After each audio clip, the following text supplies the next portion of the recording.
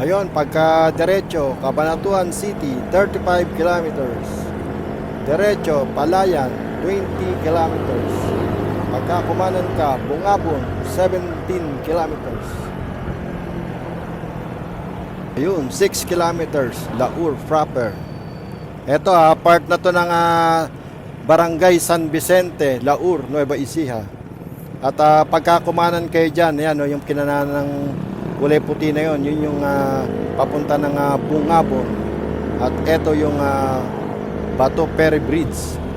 Itong Bato Ferry Bridge na to, dito yung maraming dumadayo at nagsuswimming dito sa ilalim nito. Nakikita nyo, magkabila niyan, maraming cottage. Kaya pagka summer, talagang maraming dumadayo dyan.